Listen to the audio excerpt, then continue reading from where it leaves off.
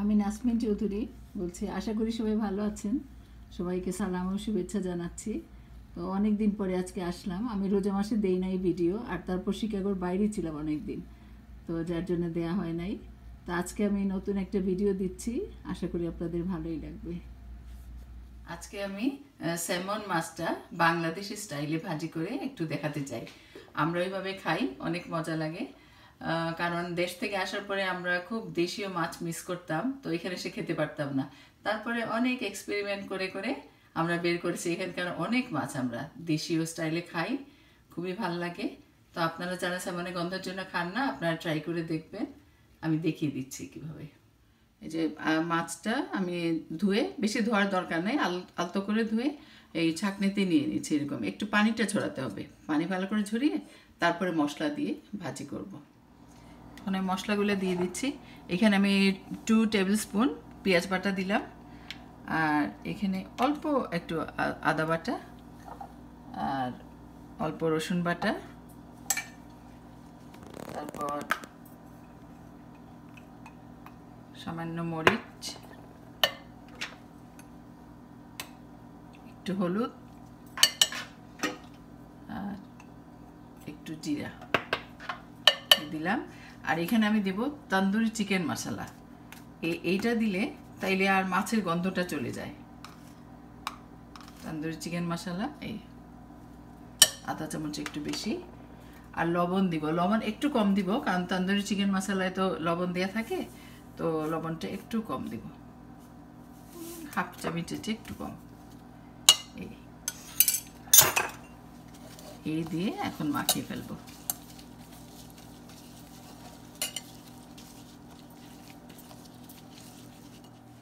এখানে আমি half cup তেল দিয়ে একটু গরম করতে দিয়েছি। যে কোনো জিনিস ভাজি করতে হলে ননস্টিক ফ্রাই প্যান হোক হোক, তো আগে একটু তেলটা গরম করে, হাঁড়িটা গরম করে নিলে ভালো হয়, না আর অনেক সময় লেগে যায় আর কি। তো গরম করে তারপর একটু ঠান্ডা করে তারপর আমি দিয়ে দিব মাছগুলো। এখন আমি মাছগুলো মশলা লাগিয়ে দিচ্ছি, তেল গরম হলে দিয়ে দেবো আর কি।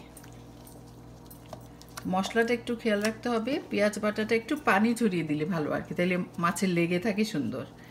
আর যদি বাটা মশলা না থাকে কোনোই অসুবিধা নাই, ড্রাই আজকাল পাউডার পেঁয়াজ রসুন আদা সব কিছুই পাউডারই পাওয়া যায়, এগুলো দিয়ে পুরেই মজা হয়, কোনো অসুবিধা নেই। ড্রাইটা হলে মানে সুন্দর মাছের সাথে লেগে থাকে সুন্দর। তেল এখন গরম হয়ে গেছে মোটামুটি। এখন আমি মশলা লাগিয়ে এই দিয়ে দিচ্ছি।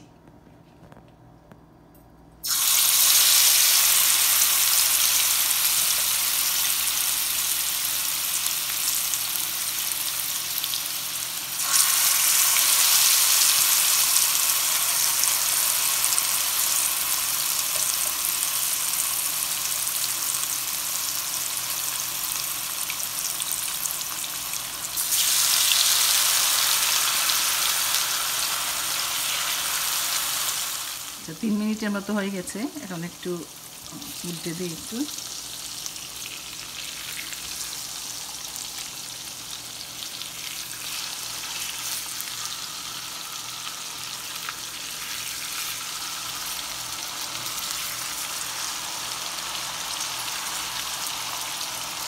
একটু মাঝারি এগুলো দিয়েছি, আর একটু হয়ে যায় তারপরেই হয়ে যাবে, সময় লাগে না বেশি। এখন আগুনটা একটু কমিয়ে দেবো মাঝারিতে। হয়ে গেছে আমাদের মাছ, আরও বোধহয় 4 মিনিটের মতো হলো, 4-5 মিনিট মোটামুটি। একবার উল্টে দিয়েছি, হয়ে গেছে। এখন নামিয়ে তারপর একটু পেঁয়াজ কাঁচামরিচ বেরেস্তা করে উপরে দিয়ে দিব। খুব ইজি এবং সময় খুব কম লাগে, আর খুব মজা, আপনারা খেয়ে দেখবেন। আচ্ছা, এখন মাছ আমি নিয়ে নিয়েছি, আর এখন ওই যে তেল ছিল ওই তেলের মধ্যে আরেকটু মিশিয়ে নেব, আরেকটু তেল দিয়ে বেরেস্তা করে ফেলবো। বেরেস্তা করে মাছের উপর দিয়ে দিব।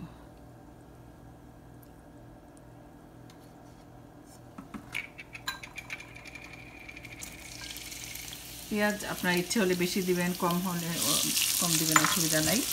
তবে বেরেস্তাটা একটু বেশি হলে মাছ ভাজিতে অনেক বেশি মজা লাগে আর কি। ঠিক আছে, হতে থাক। বেরেস্তা হয়ে গেছে আমার। এখন মাছের উপর ঢেলে দিব। হয়ে গেল আমাদের মাছ ভাজি। উপরে বেরেস্তা একটু বেশি করে দিয়েছি, কাঁচামরিচ, শুকনা মরিচ এগুলো। তো দেখতে খুবই সুন্দর হয়েছে, ছবিতে অতটা আসছে না আর কি। যাই হোক, মজা তো হবে, সবসময় আমি করি। তো ইনশাল্লাহ আপনারাও করবেন, ট্রাই করবেন। এবং এইরকম করে অনেক অনেক মাছ এখানে আপনার যে বাপলো, ক্যাটফিশ, তেলাপিয়া, তারপর বাসার ফিলে, অনেক মাছ দিয়ে করা যায়। আর তান্দুরি চিকেন মশলাটা দিয়ে দিলে আপনার মাছের গন্ধটা চলে যায়। এই যে আমি একটু দেখাই, আমি এটা ইউজ করি সবসময়, এইটা। তার যদি সবচেয়ে আরও ভালো হয় যদি পাউডার যদি করেন তাহলে আরোই ভালো হয়, মাছে একদম লেগে থাকে মশলাগুলো, তো কোনো অসুবিধা নাই পাউডার দিয়ে। আর এমন যদি পাউডার নাও থাকে তারপরে শুধু তান্দুরি চিকেন মশলা দিয়ে মাখিয়ে তারপরে ব্যস্তা করে দিলে তাও মাছ ভাজিটা মজা হয়ে যায়। যখন ঘরে কিছুই থাকে না, এটাও করতে পারে, চট করে এটা দিয়ে একটু ভাজি করে, সময় তো লাগে না, 8-10 মিনিট 7-8 মিনিটের মধ্যে হয়ে যায়। ঠিক আছে, আপনারা ট্রাই করবেন আশা করি। আর কিছু লাগলে আমাকে জানাবেন। ভালো থাকেন, সুস্থ থাকেন সবাই। আচ্ছা, খোদা হাফেজ।